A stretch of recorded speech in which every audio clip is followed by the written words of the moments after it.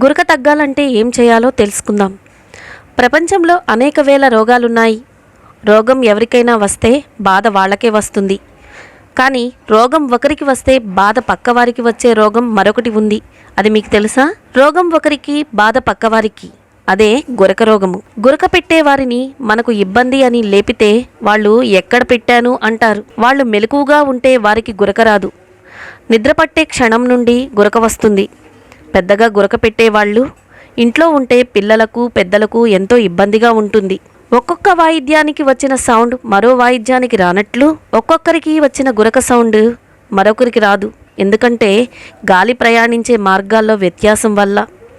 అంతేకాక ముక్కులో, గొంతులో ఏదైనా బ్లాకేజ్ వల్ల, లేదా ముక్కులో బోన్ వంకరగా కానీ, కండ సైజు పెరగడం కానీ, కొండ నాలుక పక్క భాగంలో గ్రోత్ వల్ల కానీ ఈ సమస్య వస్తుంది. శ్వాస ఆడకపోవడం, నిద్ర మధ్యలో లేవాల్సి రావడం, గురక తీవ్రతను బట్టి దీన్ని అబ్స్ట్రక్టివ్ స్లీప్ యాప్నియాగా పిలుస్తారు.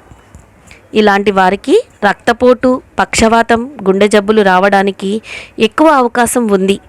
ముఖ్యంగా గురక తగ్గాలి అంటే శరీర బరువును అదుపులో ఉంచుకోవడం, స్మోకింగ్, ఆల్కహాల్ వంటి అలవాట్లను వెంటనే మానివేయడం, ఒక పక్కకు తిరిగి పడుకోవడం లాంటివి చేసుకోవాలి. పడుకునే ముందు మంచినీటిలో యూకలిప్టస్ ఆయిల్ లేదా విక్స్ వేసి ఆవిరి పట్టినా కూడా గొంతు కండరాలు వదులుగా ఉండి గురక రాకుండా ఉంటుంది. ప్రాణాయామం చేయడం వల్ల చాలా రెస్పిరేటరీ ప్రాబ్లమ్స్ తీరిపోతాయి. ఇక అన్నిటికన్నా ప్రభావవంతమైనది తేనె, ఆలివ్ ఆయిల్. ఈ రెండింటిని ఒక్కొక్క స్పూన్ చొప్పున కలిపి రోజు తాగితే అసలు గురక రానే రాదట.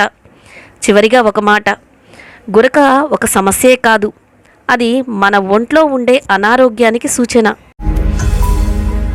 ఈ వీడియో గనుక మీకు నచ్చినట్లయితే లైక్ చేయండి, షేర్ చేయండి. మరిన్ని వీడియోస్ కోసం మా ఛానల్ను సబ్స్క్రైబ్ చేయండి.